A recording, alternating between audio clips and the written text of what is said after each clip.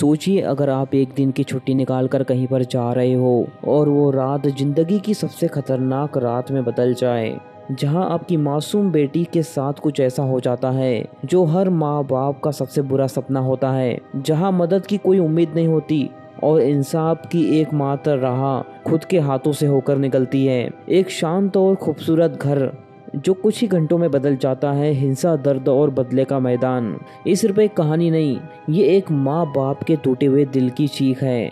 और इस मूवी का नाम है the last house on the left. इसके डायरेक्टर डेनियल लिडियस हैं और इसके राइटर एडम एलेसा।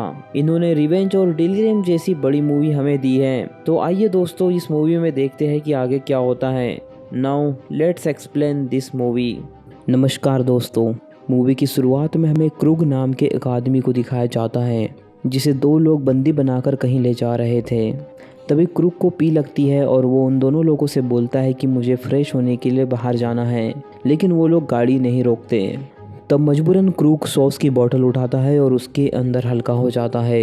ये दोनों लोग क्रूग को समझा रहे होते हैं कि तुम सुधर जाओ, अभी भी तुम्हारे पास मौका है। कुछ दूर आगे जाने के बाद ये लोग एक सिग्नल पर रुकते हैं। उस सिग्नल से ट्रेन आ रही होती है। जब ट्रेन चली जाती है तब एक गाड़ी तेजी से आती है और इन लोगों की कार को ठोक देती है, जिसमें सामने बैठे दो लोग काफी ज्यादा घायल हो जाते हैं। कार में क्रूग की फ्रेंड और उसका एक दोस्त होता है जो क्रूग को छुड़ाने के लिए यहाँ पर आए थे। लड़की का नाम सैडी और लड़के का नाम फ्रांसिस होता है। सैडी और फ्रांसिस दोनों लोगों को मार देते हैं और क्रूग को आज़ाद कर लेते हैं। इसके बाद सीन शिफ्ट होता है और हम मेरी नाम की एक लड़की को देखते हैं जो कि स्विमिंग कर रही होती है। वहाँ पर उसकी मॉम बैठी होती है जिसका नाम एमा होता है। वो मेरी की स्विमिंग टाइम को काउंट कर रही होती है। हॉस्पिटल में हमें जॉन को दिखाया जाता है जो किसी पेशेंट का इलाज कर रहा था, यानी कि जॉन एक डॉक्टर है। वहाँ एमा यानी कि उसकी वाइफ उससे मिलने के लिए आती है और उसे याद दिलाती है कि हमें आज पिकनिक पर जाना है।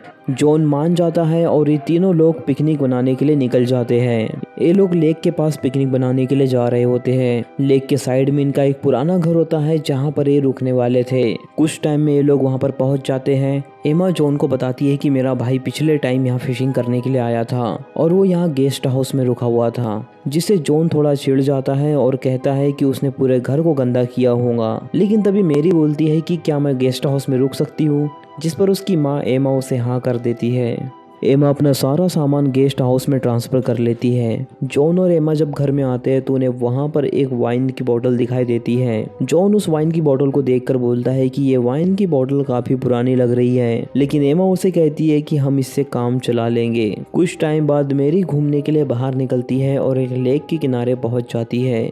लेक के किनारे वो जाकर देखती है कि वहाँ पर कुछ लोग एंजॉय कर रहे हैं। मेरी भी देखकर जोश में आ जाती है और वो भी लेक के अंदर कूद जाती है और स्विमिंग की प्रैक्टिस करने लगती है। जॉन उस घर में कुछ पकाने की कोशिश करता है तो वहाँ पर वो देखता है कि माइक्रोवेव खराब है। जॉन और एमा बातें कर रहे होते हैं, लेकिन तभी वहाँ पर मेरी आती है और मेरी उनसे पूछती है। मेरी उनसे कार मांगती है और कहती है कि मुझे अपनी फ्रेंड से मिलने के लिए जाना है। पहले तो एमा उसे मना करती है, लेकिन काफ़ी रिक्वेस्ट करने के बाद एमा फाइनली मान जाती है और कहती है कि वहाँ पर जाकर मुझे तुरंत फ़ोन लगाना। इसके बाद वो अपने मॉम डैड से मिलती है और अपने दोस्त के घर मिलने के लिए चली जाती है। उसकी फ्रेंड का नाम पेज होता है और वो उससे मिलने के लिए एक रेस्टोरेंट में जाती है। रेस्टोरेंट में उन्हें एक सीधा साधा लड़का दिखाई देता है। अब ये लड़का कितना सीधा है आपको आगे पता लगेगा। वहाँ पर जस्टिन नाम का एक लड़का सामान खरीदने के लिए आया होता है। तभी उसकी मुलाकात उन दोनों लड़कियों से होती है। वो लड़की अपने आप को इंट्रोड्यूस करवाती है। दरअसल ये रेस्टोरेंट किसी और का नहीं बल्कि पेज का होता है, जहाँ पर मेरी उससे मिलने के लिए आई होती है। जस्टिन वहाँ पर आता है और उससे पूछता है कि क्या मुझे एक सिगरेट का पैकेट मिलेगा, जिस पर पेज उसे मना करती है और एज प्रूफ देने के लिए बोलती है। दरअसल इस कंट्री में 18 साल के बाद ही सिगरेट लीगल मानी जाती है। जब पेज सिगरेट नहीं देती तो लड़का उसे बोलता है कि प्लीज़ मुझे सिगरेट दे दो, इसके बदले मैं तुम्हारी कुछ मदद कर सकता हूँ। तब पेज उसे पूछती है कि किस तरह की मदद। पेज मान जाती है और उसे सिगरेट का पैकेट दे देती है। कुछ टाइम में वो दोनों लोग जस्टिन के साथ निकल जाते हैं। जस्टिन उन दोनों लड़कियों को अपने हाउस पर ले जाता है। पेज मेरी को बोलती है कि तुम गाड़ी में रुको, मैं जल्दी से यहाँ काम करके आती हूँ। मेरी गाड़ी में इंतजार कर रही होती है, लेकिन तभी उसके पास एक लेडी आती है और उसे गाड़ी हटाने के लिए वहाँ से बोलने लगती है। काफ़ी देर होने के बाद भी पेज वहाँ से बाहर नहीं आ रही थी, इसलिए मेरी मजबूरन गाड़ी से उतरती है और उनके घर में जाके देखती है। घर में जाती है तो पेज और जस्टिन एक साथ बैठे हुए थे और गांजा फूक रहे थे। जब मेरी वहाँ पर आती है तो पेज मेरी को भी वही गांजा ऑफर करती है, लेकिन मेरी उसे मना कर देती है। बाहर मेरी सिग्नल देख रही होती है लेकिन उसे सिग्नल नहीं मिलता। लेकिन जब मेरी अंदर आ जाती है तो उसे उसकी मॉम का कॉल आता है। उसकी मॉम उससे पूछती है कि क्या तुम पहुँच गई हो, जिस पर वो हाँ का जवाब देती है। उसकी मॉम काफी गुस्सा होती है और उससे कहती है कि तुम्हें जल्दी से वापस आना चाहिए क्योंकि वहाँ पर काफी ज्यादा बारिश होने वाली है। लेकिन मेरी घर वापस नहीं जाती और उसे कॉल पर ही मना कर देती है। उसकी बेटी उसे सुबह आने का बोलकर वहीं पर सो जाती है। इधर जॉन और एमा उसकी काफी ज्यादा चिंता कर रहे होते हैं। इसके बाद हम पेज और सेठ को देखते हैं जो जस्टिन के रूम पर काफी ज्यादा एंजॉय कर रही थी। कुछ टाइम बाद हम देखते हैं कि ये दोनों लड़कियां जस्टिन से काफी ज्यादा क्लोज आ रही है। जस्टिन उन्हें बताता है कि मेरे डैड और अंकल एक जगह पर कभी नहीं रुकते। जस्टिन उन दोनों लड़कियों से काफी ज्यादा फेमिलियर हो गया था और उन दोनों के साथ काफी ज्यादा एंजॉय करने लगा था। लेकिन तभी वहाँ पर क्रूक और सैडी आ जाते हैं। इन सभी लोगों को घर के अंदर देखकर काफी ज्यादा हैरान हो जाते हैं। उसके डैड और अंकल को देखकर जस्टिन काफी ज्यादा शॉक हो जाता है और वहाँ पर खड़े हो जाता है। इसके बाद जस्टिन मेरी और पेज को सभी से इंट्रोड्यूस करवाता है। लेकिन हमें देखने में ऐसा लग रहा कि जस्टिन के डैड क्रूक को ये दोनों लड़कियां कुछ ठीक नहीं लगी या फिर कुछ ज़्यादा ही ठीक लगी। जस्टिन का डैड क्रूक जस्टिन को बोलता है कि तुम इन लड़कियों के साथ क्या कर रहे हो, कहीं तुम इन लड़कियों के साथ मस्ती तो नहीं कर रहे।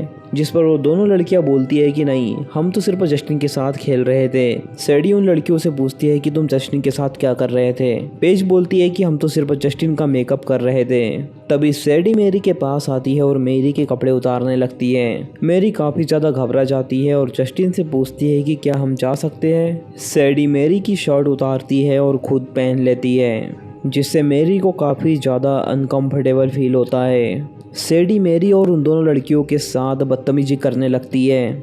जब जस्टिन उसे मना करने के लिए जाता है तो उसका डैड पीछे से एक पंच मार देता है, जिससे जस्टिन को पेट में काफ़ी ज़्यादा दर्द होता है और वो बेड पर गिर जाता है और उसे काफ़ी ज़्यादा डांटने लगता है। वो उसे कहता है कि तुम अनजान इंसान को घर में क्यों लाते हो, तुम्हारे कारण मैं फंस जाऊंगा। क्रू उसे एक न्यूज़पेपर देता है और देखने के लिए बोलता है कि तुम्हारे कारण मैं न्यूज़पेपर में आ चुका हूँ, अगर तुम इसी तरह अनजान इंसानों को अपने घर में लाओगे तो मैं फंस जाऊंगा। मेरी और पेज समझ चुके थे कि ये कोई क्रिमिनल है जिसे पुलिस ढूंढ रही है। तब मेरी और पेज उन्हें बोलते हैं और रिक्वेस्ट करते हैं कि हमें यहाँ से जाने दो, हम किसी से कुछ नहीं कहेंगे। लेकिन जस्टिन का डैड क्रूक को ऐसा नहीं लगता। फ्रांसिको यानी जस्टिन का अंकल उन लड़कियों के साथ बदतमीजी करने लगता है और उन्हें चाकू की नोक पर सीधा खड़ा रहने के लिए बोलता है। फ्रांसिको पेज के साथ बदतमीजी करने लगता है तो मेरी को काफ़ी ज़्यादा बुरा लगता है। मेरी उसे मना करती है और उसे पैसे देने का बोलती है, लेकिन फ्रांसिको उसकी बात नहीं मानता। पेज बार बार मिन्नतें कर रही होती है कि हमें यहाँ से जाने दो, लेकिन उसकी कोई भी बात नहीं सुनता। पेज किसी तरह फ्रांसिको को चकमा देती है और बाथरूम के अंदर छुप जाती है। पेज बाथरूम के अंदर जाकर पुलिस को कॉल करने की कोशिश करती है, लेकिन वहाँ पर कोई भी सिग्नल नहीं होता। बाद में वो खिड़की से काफी ज्यादा आवाज देने लगती है। तभी फ्रांसिको दरवाजा तोड़ देता है और अंदर आकर पेज को पकड़ लेता है। सबसे पहले वो पेज का मोबाइल फोन तोड़ देता है और उसके बाद पेज को काफी ज्यादा पीटता है। बाहर आकर फ्रांसिको मेरी के भी जेब चेक करता है और उसे उसके जेब में मोबाइल मिलता है जो सबसे पहले वो तोड़ देता है। इसके बाद वो जस्टिन और बाकी लड़कियों को कार में कहीं पर ले जाने लगते हैं। रास्ते में जस्टिन पेज के साथ बदतमीजी करने की कोशिश करता है। वो बार बार पेज को किस कर रहा होता है। पेज काफी ज्यादा डरी हुई होती है। इसके बाद हम जस्टिन का चेहरा देखते हैं जिसे गिल्टी फील हो रहा होता है क्योंकि उसकी वजह से वो दोनों लड़कियां यहाँ पर फंस गई है। कुछ दूर आगे जाने के बाद क्रूक हाईवे से गाड़ी उतार कर कच्चे रोड पर ले लेता है। आगे चलने के बाद वहाँ पर दो रास्ते होते हैं, जिससे क्रूक काफ़ी ज़्यादा कंफ्यूज हो जाता है कि उसे किधर साइड जाना है। तब मेरी उनकी मदद करती है क्योंकि वो काफ़ी बार इस रास्ते से आ चुकी है। मेरी उन्हें लेफ्ट में चलने के लिए बोलती है और क्रूक बिना सोचे समझे लेफ्ट में गाड़ी मोड़ लेता है। मेरी की नज़र एक सिगरेट जलाने वाले लाइटर के ऊपर जाती है। मेरी पैर से दबाकर उस सिगरेट जलाने वाले लाइटर को एक्टिवेट कर देती है। इलेक्ट्रिक लाइटर के गर्म होने के बाद मेरी आगे जाती है और उस लाइटर को निकाल कर सीधा सैडी के आंख में मार देती है और गाड़ी से बाहर कूदने की कोशिश करती है। फ्रांसिको उसे काफी रोकने की कोशिश करता है लेकिन उससे वो नहीं रुक पाती, लेकिन फ्रांसिको की कोशिश नाकाम रहती है। तभी क्रूक भी पीछे देखने लगता है और उसे संभालने की कोशिश करता है और इसी अफड़ा तफड़ी में उसकी कार का एक्सीडेंट हो जाता है। उसकी कार काफी ज्यादा बहक जाती है और नीचे जाकर एक पेड़ से टकरा जाती है, जिसमें पेज और मेरी सही सलामत बाहर बच जाते हैं। जैसी पेज कार से बाहर निकलती है, क्रूक उसे एक थप्पड़ मारकर नीचे गिरा देता है। फ्रांसिको की नाक टूट जाती है और उसमें से काफी ज्यादा खून बह रहा था। तब क्रूक बोलता है कि तुम्हें जल्दी ही किसी डॉक्टर के पास ले जाना होगा। फ्रांसिको ये सब देखकर काफी ज्यादा घबराने लगता है। पेज मौका देखकर वहां से भागने की कोशिश करती है, लेकिन फ्रांसिको उसे किसी तरह पकड़कर वापस लाता है। तब क्रूक जस्टिन को रेप करने पर मजबूर करने लगता है। क्रूक जस्टिन को बार बार उसका रेप करने के लिए बोलता है और उसे उकसाने लगता है, लेकिन जस्टिन उसे मना करता है कि मैं ऐसा नहीं कर सकता। तब क्रूक को काफी ज्यादा गुस्सा आता है और वो खुद अपने कपड़े उतार कर उसका रेप करने लगता है। क्रूक जबरदस्ती जस्टिन को मेरी के साथ इंटीमेट होने के लिए बोलता है और वो जस्टिन के साथ जबरदस्ती करके मेरी के साथ इंटीमेट करवाता है, लेकिन जस्टिन ऐसा नहीं करना चाहता था। पेज बीच में बार बार बोले जा रही थी, जिससे क्रूक को काफी ज्यादा गुस्सा आता है और वो उसके पेट में चाकू से स्टेप करके उसे काफी ज्यादा घायल कर देता है। वो 2 बार उसके पेट में चाकू से स्टेप करता है, जिससे पेज नीचे गिरकर बेहोश हो जाती है। मेरी उसके पास जाकर उसे संभालने की कोशिश करती है, लेकिन अब उसका कोई फायदा नहीं। बाद में वो मेरी के सारे कपड़े उतार देता है और उसके साथ रेप करने लगता है। साथ में सैडी भी उसका साथ देने लगती है। मेरी बार बार जस्टिन से हेल्प मांगती है, लेकिन जस्टिन हेल्पलेस होता है। जस्टिन उसकी बात सुनकर काफ़ी ज़्यादा गिल्टी फील करता है, लेकिन वो कुछ भी नहीं कर पाता। रेप करने के बाद वो मेरी को वहीं पर छोड़ देता है।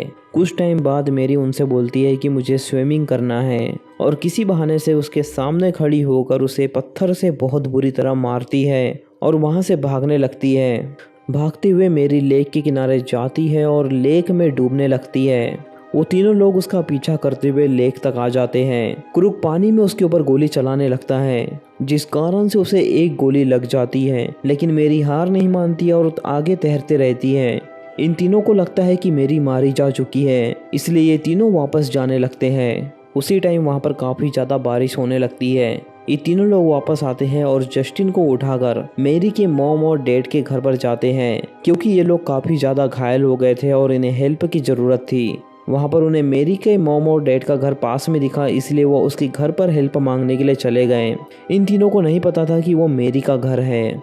इनकी हालत देखकर मेरी के डैड यानी कि जॉन उसकी मदद करने के लिए तैयार हो जाते हैं। वो उन्हें अपने घर के अंदर आने देते हैं और उन्हें टॉवेल देते हैं। साथ ही मेरी की माँ उन्हें चाय बनाकर पिलाती है। क्रूक उन्हें बताता है कि मेरी कार का पास ही में एक्सीडेंट हो गया है, जिस कारण से फ्रांसिको और मैं काफ़ी ज़्यादा घायल हो चुके हैं। क्रूक उनसे मोबाइल फ़ोन इस्तेमाल करने के लिए पूछता है तो वो लोग हाँ कर देते हैं। क्रूक उन्हें कहता है कि मैं टो कार को बुलाकर यहाँ से चले जाऊँगा। तब सैडी उन्हें बोलते हैं कि इतनी बारिश में कौन सी टो कार यहाँ पर आने वाली है। तब एमा उन्हें बोलती है कि आज रात तुम यहीं पर रुक जाओ, क्योंकि तुम लोग काफ़ी ज़्यादा घायल हो चुके हैं और यही इनकी सबसे बड़ी गलती होने वाली है। जॉन एक डॉक्टर होता है, इसलिए वो फ्रांसिको का इलाज करने लगता है। वो फ्रांसिको के नाक पर टाँके लगाता है और उसकी नाक सही करता है। दूसरी तरफ हम मेरी को देखते हैं, जो अभी तक जिंदा होती है। इधर उसकी माँ एमा उसे बार बार कॉल करने की कोशिश करती है, लेकिन मेरी का मोबाइल स्विच ऑफ बता रहा था, क्योंकि काफ़ी ज़्यादा बारिश हो रही थी और मेरी फ़ोन नहीं उठा रही। जस्टिन को काफ़ी डरा हुआ देखकर एमा उसे आराम करने के लिए पूछती है। तब क्रूक उसे बोलता है कि नहीं, हम यहाँ पर आराम नहीं कर सकते, हम आपको तकलीफ नहीं देना चाहते। तब जॉन उसे बोलता है कि तुम्हारे पास कोई ऑप्शन नहीं है, तुम्हें आज रात यहीं पर बितानी होगी, क्योंकि इतनी बारिश में कोई टो कार यहाँ पर नहीं आने वाली। जिस पर क्रूक एग्री करता है और उसके साथ साथ फ्रांसिको भी एग्री करता है। तब जॉन उन्हें बताता है कि हमारे पास यहाँ गेस्ट हाउस है, तुम लोग वहाँ पर जाकर रुक सकते हो। इसके बाद जस्टिन उठता है और बाथरूम के लिए पूछने लगता है। तब जॉन उसे बताता है कि बाथरूम उस तरफ है। जस्टिन के हाथ में चाय का कप था वो चाय का कप रखने के लिए पूछता है। तब एमा उसे बताती है कि तुम इसे किचन में रख दो और बाथरूम के लिए चले जाना। जस्टिन जब किचन में जाता है तो वहाँ पर फ्रिज के ऊपर उसे मैरी की फोटो दिखाई देती है। वो समझ चुका था कि ये घर किसी और का नहीं बल्कि मैरी का है। जस्टिन के पास मैरी की चेन रखी हुई थी। जस्टिन अंदर से बहुत ज्यादा गिल्ट से भरा हुआ था। उसे अपने आप पर काफी ज्यादा गुस्सा आ रहा था और बुरा महसूस कर रहा था। इसलिए जस्टिन ने एमा की बेटी मैरी की आखिरी याद समझकर उस चेन को उसके किचन में रख दिया और वो तीनों लोग गेस्ट हाउस सोने के लिए चले गए। इधर हम मैरी को देखते हैं जो घर के बाहर आ चुकी होती है, लेकिन फिर भी वो किसी तरह सरवाइव करते करते उसके घर के बाहर पहुंच जाती है। एमा उन्हें गेस्ट हाउस तक छोड़ के आती है और गेस्ट हाउस के बारे में बताती है। घर पर वापस आने के बाद वो जॉन से मिलती है और वो दोनों जॉन बोलता है कि मैं गेट लॉक करके आता हूँ। जैसे ही जॉन गेट लॉक करने के लिए जाता है उसे कुछ आवाजें सुनाई देती है। जब जॉन बाहर जाकर देखता है तो उसे वहाँ उसकी बेटी मैरी दिखाई देती है जो काफी ज्यादा जख्मी हालत में होती है। जॉन उसे तुरंत अंदर लेता है और वो देखता है कि उसकी कंडीशन काफी ज्यादा खराब है। उसकी पीठ पर एक गोली लगी हुई है। जॉन सबसे पहले उसे होश में लाता है और उसके बाद उसके पीठ से गोली निकालता है। मैरी किचन में पानी लाने के लिए जाती है तब वो उस चेन को देख लेती है। उस चेन को देखने के बाद वो समझ जाती है कि इस चेन को यहाँ पर जस्टिन ने ही रखा होगा। मतलब मैरी के इस हालत के जिम्मेदार वो तीनों लोग हैं। इसीलिए वो उसे राहत देने के लिए फेफड़े में एक नली घुसाकर उसे सांस देता है। मैरी की जान तो बच जाती है। एमा जॉन को उस लॉकेट के बारे में बताती है। एमा बोलती है कि वो तीनों लोग ही हमारी बेटी के इस हालत के जिम्मेदार है। मैरी की इस हालत को देखकर एमा काफ़ी ज़्यादा रोने लगती है। वो अंदर से काफ़ी ज़्यादा टूट जाती है। जॉन उसका सहारा बनता है और उसे हिम्मत देता है। जॉन एमा से कहता है कि हमें जल्दी से इसे डॉक्टर के पास ले जाना होगा, लेकिन एमा कहती है कि हमारे पास कार नहीं है क्योंकि कार तो मैरी ले गई थी। जॉन बोलता है कि हमें चलकर जाना होगा, यहाँ से हॉस्पिटल 6 किलोमीटर दूर है। दूसरी तरफ हम इन तीनों लोगों को देखते हैं जो कि आराम से सो रहे होते हैं, लेकिन जस्टिन अभी जगा हुआ होता है।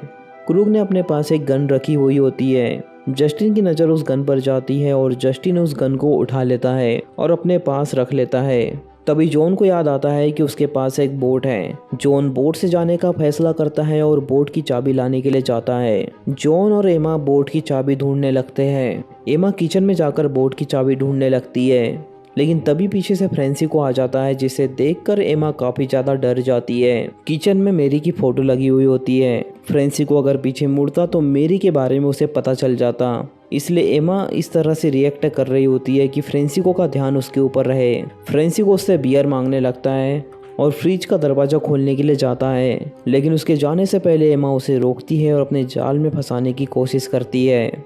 एमा उसे वाइन ऑफर करती है तो फ्रांसिको उसे हाँ कह देता है। एमा वाइन लाने के बहाने फ्रिज के पास जाती है और उसकी फ़ोटो निकाल लेती है। वो वाइन लाकर फ्रांसिको को देती है और फ्रांसिको को अंदर जाने के लिए बोलती है। जैसे ही फ्रांसिको उसके बेडरूम में जाता है वहाँ पर मैरी उसे घायल हालत में दिखती है।